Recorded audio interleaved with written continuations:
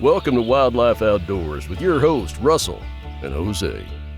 If you have a passion for conservation of the outdoors, or you're enjoying a calming hike in the mountains, an exhilarating kayak trip on the river, feeling a fish on the end of your line, cooking on an open flame in a primitive campsite, or stalking big game, just waiting for the perfect shot, you're in the right place. So put on your boots and polarized sunglasses and come along for the ride.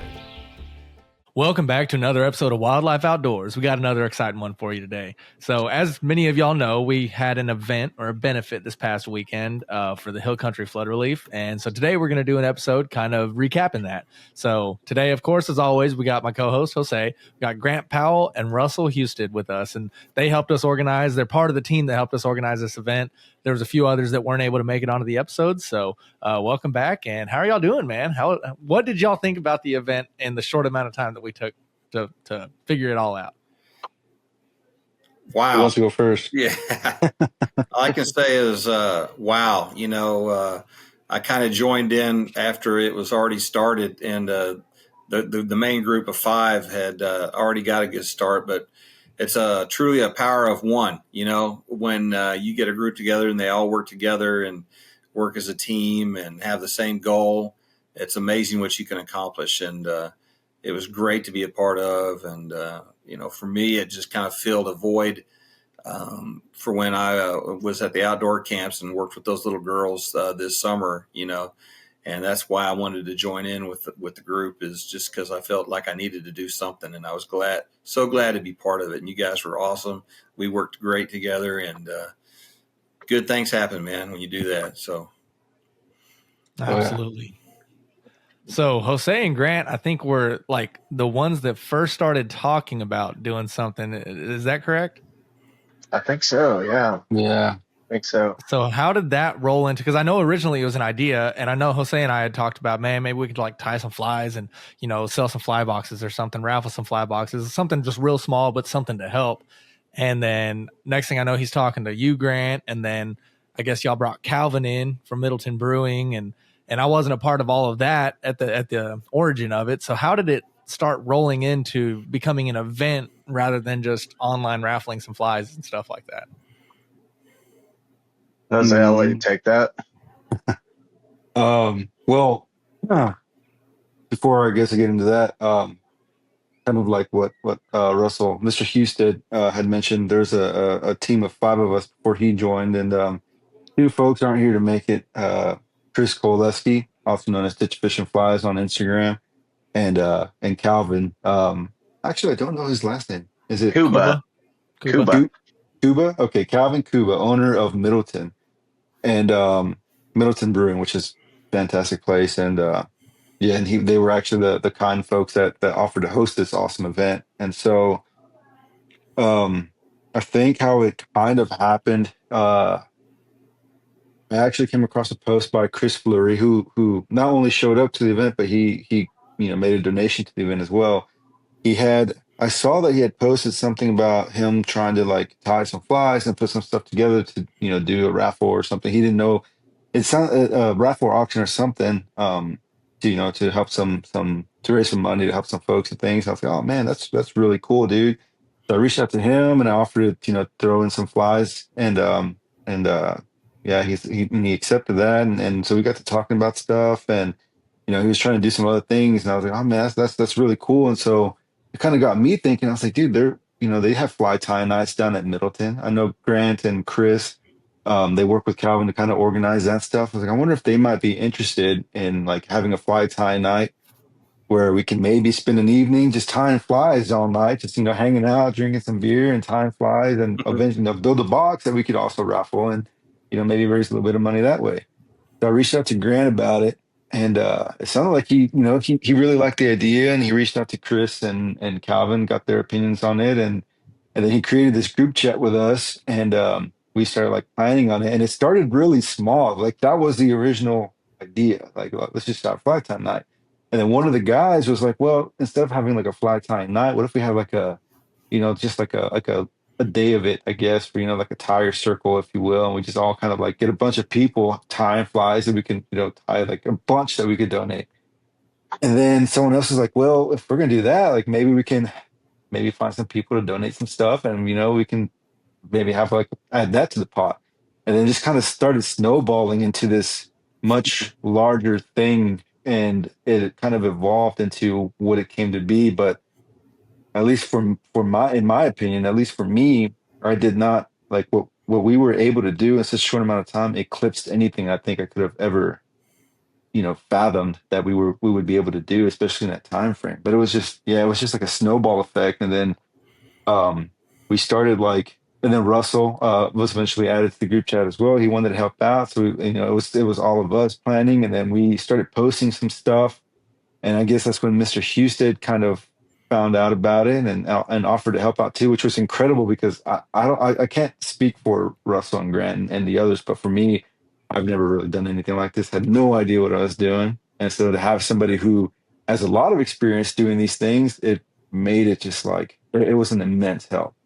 But yeah, so that's kind of how like the original idea got started and how it kind of came to be what it was, which is pretty incredible, man. But yeah, it was interesting for sure, to put it lightly. Yeah, Absolutely. it definitely started pretty modest. You're right, Jose. It's like, yeah, maybe we'll just, donate some fly boxes, and then as it started evolving, we kind of started to figure out we might have something going on. And once again, we had our initial goal, I think, was like, even after we had some traction going, we were like, well, maybe we'll make like $1,500, $3K on the high end. Like, and I won't say just yet, we'll reveal the number later, but we absolutely smashed our goal, which is just amazing. And once again, I mean, don't get me wrong, it was way more work than I was anticipating, but I'm just so honored and thrilled. And I mean, I wouldn't have it any other way. I mean, I'm happy I could contribute my time and reaching out to folks. And I know all you probably feel the same way. It was an honor. Absolutely. Oh, yeah. I'm still reeling from it. Like I didn't know what to expect for numerous reasons. One, I'd never been to the venue, so physically I didn't know what to expect and how to set things up or where things were going and how we were doing stuff. And then actually getting there and kind of getting a lay for the land, and then still thinking like, oh well, how are we gonna pull this off? And then it just kind of the planning snowballed, and then once people showed up, like I feel like it was just a full avalanche. Like there was no stopping to think about what really had to happen. It's just kind of rolling with it. And I mean, so many people showed up so fast, and my expectations, I guess, were, people might show up around 2-3 o'clock. They might be interested in the raffle, want to show up for that. And so I figured people would kind of fizzle in, because the event was listed from noon to 6, and the brewery opens at noon. And no, it was like 12:15. It was packed. And it was packed all the way until after the raffle at just after 6. And yeah, there was just so many people there. And even my brother came, and he brought his wife and his 3 sons. And he said that when he was driving down to pull up to the place, he said, oh man, they got a good amount of people here, because the parking lot was full, and then the parking lot across the street was full. Then he turned onto the street, and he said that Oakwood Loop, there was just cars both sides of the road all the way down and around the curve. And he's like, oh my God, like he had to drive way down the street to find a parking place. And he didn't expect it. I didn't expect it. And it's awesome. It was a good problem to have, but it was just mind-boggling, the amount of people that showed up and came out to support for the community. When Chris Johnson walked in, he was blown away. Like, and Chris has been, he's been around. He's been to a bunch of events like Trout Fest and stuff like that. And he walked in, and you could just kind of feel like he was like, oh wow, like I don't know that he expected to see this. And he saw me there, and I told him I was tying up some value meals, and he just laughed and he says, man, it's all good. He said, this is all good. And that he had a big smile on his face and looked like he was having a good time. That's for sure. Oh, that's awesome. Yeah, that's great. I think, oh man, like, I think I didn't really like, kind of like you guys, I didn't really know what to expect, man. I really didn't.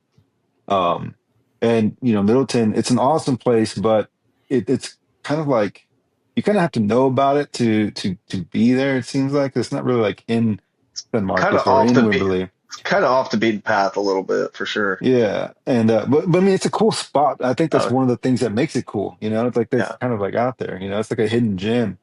And so I was like, man, I hope like I hope that people show up. And man, we've had people from Houston, we had people from like San Antonio, we had people coming all the way in from Kerrville, Fredericksburg, and all over the place. We had locals. yeah, Actually, Russell and I, this is one of the cool things too. We had a high school buddy of ours we hadn't seen in quite some time, and he was there. We ran into him. We were talking with him. He's like, dude, I didn't even know about this event until like I was just fishing on the San Marcos River, and I met some guy there, and he told me, he's like, dude, yeah, there's this thing going on in Middleton. So he didn't see any social media stuff, no postings, just purely word of mouth, and showed up, and we're like, dude, that's awesome. that's And amazing. yeah, dude. And then I remember like really, really early on I was talking with this older couple, a man and woman. They were there, and they were there super early, like almost right at noon. And I could see them kind of like looking at some of the auction items and things like that, which I think, maybe we can kind of talk about some of the things that we were able to, acquire for this event too. Shout out some folks who donated, but they were kind of looking. So I assumed they were here for the deal, the event. So I talked with them, and they were there. They were local to San Marcos, but the gentleman had actually, he said he hadn't fished in like over 40 years, never touched a fly, never casted a fly rod, but he thought it was like really cool to step on, and he wanted to learn. So actually, I think Mr. Houston sat down with him and showed him how to tie his first fly, which was Cool. really, really neat. Yeah, and Yeah. Which, by the way, for those who don't know, Mr. Husted was he was helping out. I think my mom even tied her very first fly Did. with Russell, oh, which was just nice. awesome. That was super cool. And then, just a shout out. I think it made a big difference too that we had that kind of little mini casting competition with Judd Oh and yeah. Cole, and then Austin Orr actually ended up showing up too, which was cool to help him kind of do some of the scoring. And then Don Anderson, I think Don said he had 6 or 7 people that he gave some beginner casting lessons to, and he stayed pretty busy throughout the event too. So some of those other attractions I think really helped as well. Oh yeah. Absolutely. And there was people of all ages. I mean, I saw kids out there like 8, 10 years old learning how to cast a fly rod. My buddy Daryl came out, him and his girlfriend, and he learned how to cast a fly rod out there. I think I saw an older woman out there learning how to cast a fly rod. So, Oh man. I mean, there was people of all ages showing up and getting in, learning how to fly cast and doing casting competition and stuff like that. And then of course, Russell Husted brought his fly tying get up with the camera and stuff like that. Oh So we actually yeah. had the live tying presentations going on. So for all the guest tyers, if you're watching, thank y'all. But yeah, Russell had this awesome setup to where we could, I mean, it was just a fly would fill up the entire screen via HDMI of this TV. And then so it was just very detailed. So you could actually watch what was happening and stuff like that. And with the tires that we had there, I mean, I'm sure people learned so much because we had some really good tires there. But yes, I mean, thank you, Russell, for bringing that. Yeah, But there was just so many different things for everybody, whether they were a fly fisherman or not, or just had any interest. It was great to have all those different attractions in addition to a raffle, an auction, and good beer. And they sold a lot of beer, 300 pints, I think was what the total was. On the nose, yep. So I wonder if if I think that might be a record for them. I don't think they've ever sold that many in a day. Yeah. That's awesome, man. Yeah, it was crazy to see like just the show of force. It was really like, I don't know, man, awe-inspiring. It was really cool to see the support that we have in the who are willing to support the cause and the folks who have been impacted by the turbo floods. It was just, oh man, it was just, I can't even explain it. It just made you feel good, Yeah, it sure did. And not only were we all getting together for a good cause, but we opened up some new people to our sport, which I think is really good. And growing the sport's important, and growing the community is important. I think we did a good job with that as well. Absolutely. So I have an idea to kind of help build what the event was about and what it was like and what all we had there, that maybe we can do like a roundtable of your highs and lows for the day. Ooh, I like that. What we experienced that was our favorite part of it, and maybe something that we learned that we could do different if we were to do an event like this again, or something that maybe wasn't planned out properly by us that could help us in the future, or if anybody else has any ideas to help the community in this format. to help them. So y'all want to do that? Yeah, dude, I'm down. For sure. Yeah. Perfect. Who wants to go first? I'll start it off. So All basically, it's hard to pick a high because the whole day was just such a high. I mean, I'm still off a high from that event. I mean, I feel so great, but really, I think the only thing that I think I would change would have to do with just the logistics of how we kind of staged the inside area. So for those who aren't familiar, Middleton, it's great. There's not a massive indoor AC space. So, and he already usually has 4 pretty good sized tables in there.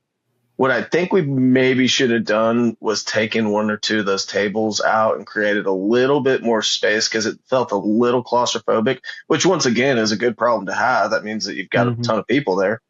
So you can't complain there. But I think we could have done something a little different with the table setup just to kind of make things flow a little bit better. How about you guys? You didn't give a high. Oh, well, I mean, it's hard to pick a high. High. I mean, I don't know. I mean, I think maybe the biggest high was hearing the estimated number of how much we raised. And it even got better because the estimated number was before, the cash drawer was counted. And that was just purely credit card sales. And I don't think he had added in the pint sales yet at that point. So, I mean, it was a significantly more than the original number that we were given. And even then I was blown away hearing that number. Yeah. I agree. Yeah. I'd say for my highs and lows, the high for me was probably, I would say the auction. The auction was exciting and there was some good bidding wars going on. And there were some people that were more reserved, some people that were more aggressive, and it was just fun to just watch different personalities battle over these amazing things, mainly guide trips that we had off for auction. And so I'd say that was a good high. A low for it, I would say probably similar to you, Grant, like logistically with the spacing, how we had everything set up, and maybe some of the planning on our end in terms of the auction stuff, how to get the information of what we were auctioning off to the people that won the auction, and maybe vice versa, how to get the information from the people that won it to the guide and stuff like that. So we probably could have streamlined that a little bit. And there's still work to do in terms of making sure that everybody gets what they paid for. So I'd say that was probably a low, which, I mean, we have it handled. It's just we probably could have been a little better at it. Yeah. I think for me was, obviously the people tying their first fly, seeing that smile on their face and they holding their fly up and looking at that, or the people that this is the first time I've ever casted a fly rod before, and also for me, the live auction, watching the people bid, especially those ladies back there were kind of hidden in the back, and you think it kind of end, it's like to wind down a little bit and up went that plate, and it just kept it going. And that was cool. The whole thing was definitely a high for me. If I could say anything as not even a low, but just a critical thinking is if we could have waited a couple months instead of a rush to get it going, we could have had the whole facility. We could have been up top, if the weather would have been cooler, you know what I mean? Because they're still going to be looking for money. They're still going to be looking for money, and they're always going to take it. But if we would have had it in late September or maybe even October, where we could have been outside, we could have been on the rooftop, it would have been a little bit more user friendly and then freed up that space too, But it's hard to say anything negative compared to we only had 3 weeks and what we did was totally amazing. It was super, super well done. And it was a ton of fun, man. I'm telling you, I had the best time. I've been telling people over and over and over how much I enjoyed working with you guys and just the day in itself. And you know what? We never showed being stressed. I didn't think so. Like, even though, when time was starting to get closer to 12, we were basically set up. and then it just all fell into place. It was definitely amazing. Yeah. And I think for me, the high, so hard to pick this one, but I think for me, honestly, it was just the turnout. Like, again, I wasn't expecting it to be the way it was. So to see like that many people stay all the way to the end, and people just coming in like, oh man, it was really, really incredible to see. And it was also really exciting because a lot of these people, like, I mean, they were seeing like old friends, they were hanging out, and like some of them were even bidding against each other. Like everyone was just having a good time. And it was just really cool to see the turnout and like, see people excited about this, trying different things, like the people tying the first flies. I think, that older woman and her husband just, they stick out in my mind a lot just because they're very, very kind and really excited to be there. And, yeah, man, it's just I think just the turnout, just seeing everybody having fun, everybody enjoying themselves, and just supporting the cause. I think that just made me feel good. That was probably my high. My low, again, like everybody, the logistics, but at the same time, it's hard to be critical because aside from Mr. Husted, I don't think any of us, and maybe Cal, because they've done some stuff in the past there at the brewery, but I don't know if any of us have ever done anything like this, especially in such a short time frame.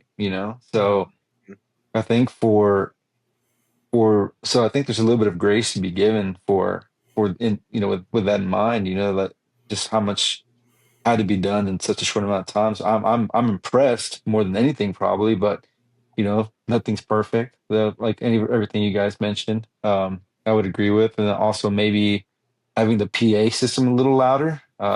It was getting quite loud in there with all the bidding stuff going on, and I think as exciting as that was, because it did lend to the excitement, I think it also kind of maybe hurt us in a little bit. I was talking to a couple after the fact, and there was a particular item that was being auctioned off. It was a bundled carp trip and a 2-night stay in Fredericksburg.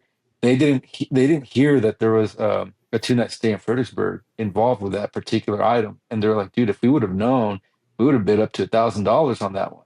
Yeah. And so I think like and then I could hear like, while it was going on, some people like saying like, "What was that?" Like kind of whispering. And so if we could have like a way to kind of more clearly relay like the items and maybe be a bit more, I guess, specific with the descriptions to try and encourage more bidding, that'd probably be something I'd like to fix in the future. But that's really it. Like honestly, again, just for how quick this came together and all that, I think I'm more impressed than anything.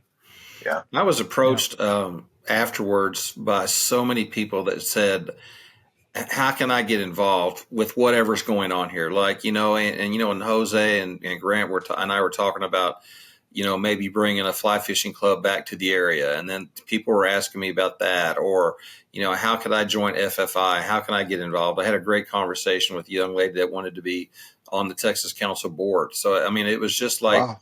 And then that couple that you were talking about, for the auction, they also approached me, hey, my son is, really big into fly fishing and we are too. How can we help?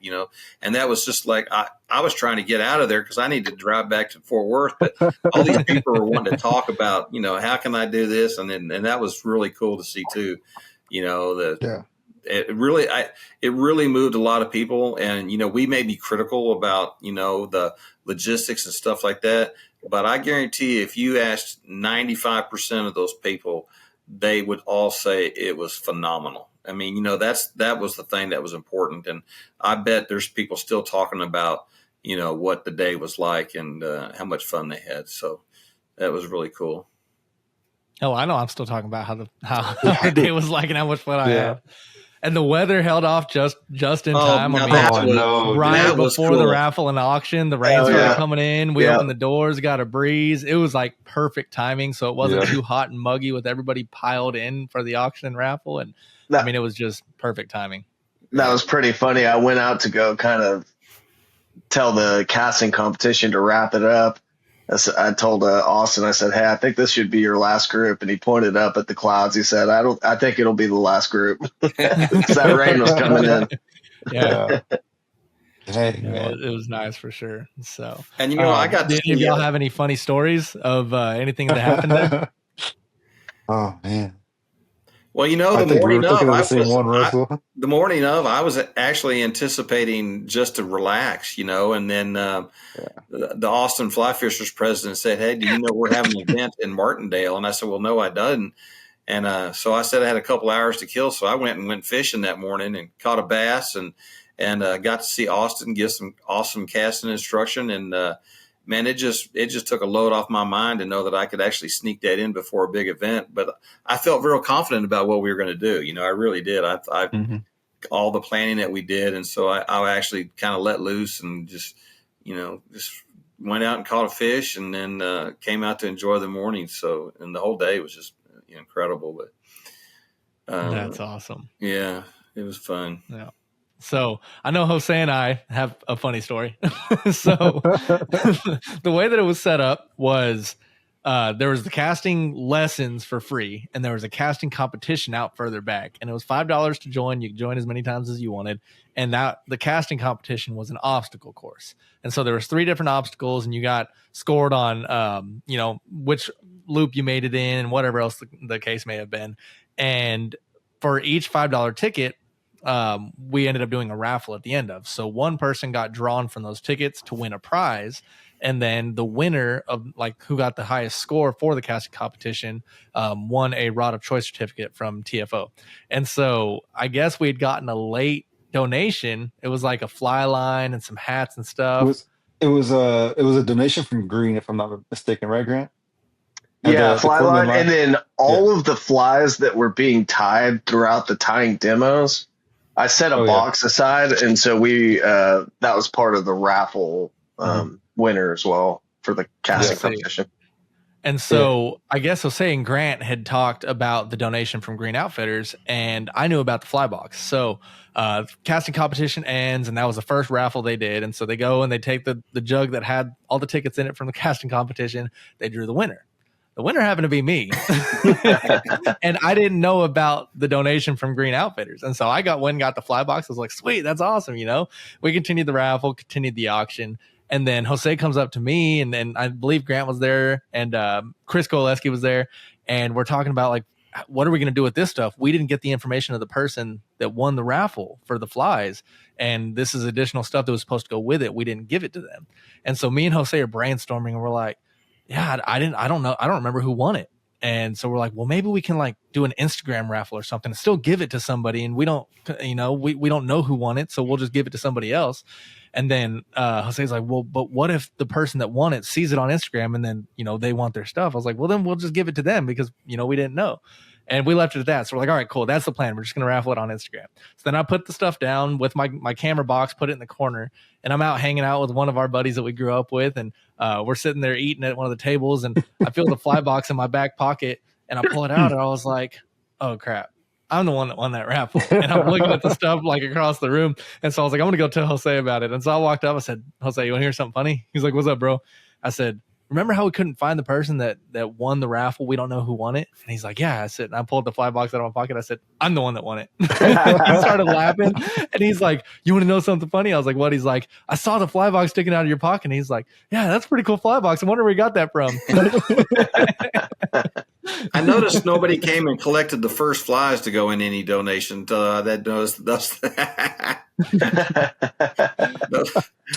those looked a little rough, but hey, I can remember my first fly. It ended up looking like, I don't know what it was. I was trying to tie a dry fly, and it ended up looking like a cotton seed.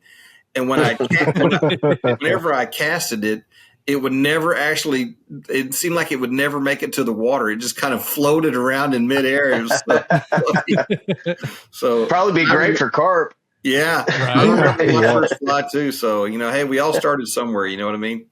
Yeah. Totally. I don't even remember what my first fly was. I know I tied it with Jose, but it was probably a woolly bugger or something. That's probably everybody's first fly. Yeah. That was my first fly. Yeah. I don't even remember which one. That was mine too.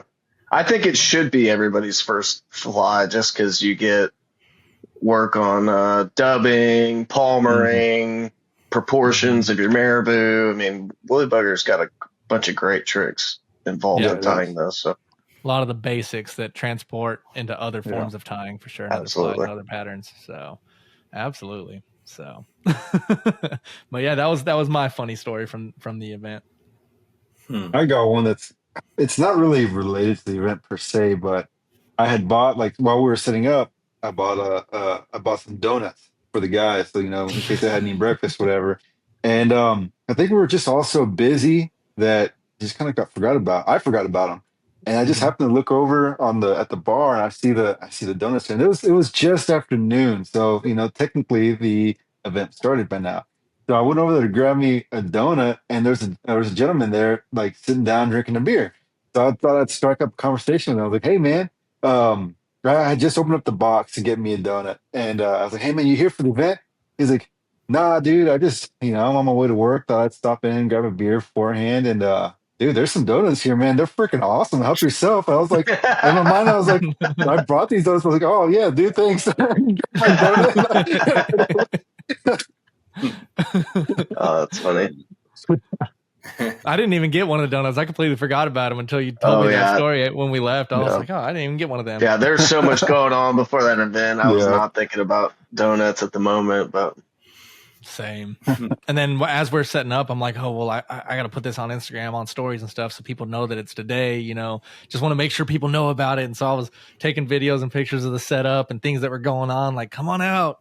Yeah. So my mind was all on that aspect of it too. And then of course getting everything right. And it was a hectic day, but it was it was still an amazing day. And I'm happy. So I guess we can announce how much money was raised. What do y'all think? Can we get man. Do a drum roll? Who wants to do the honor?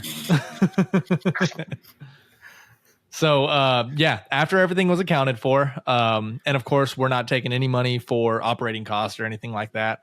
We all donated our time, and all of the goods that we raffled and auctioned off were donated. So, the amount of money that was raised was a little over $11,000. Yeah.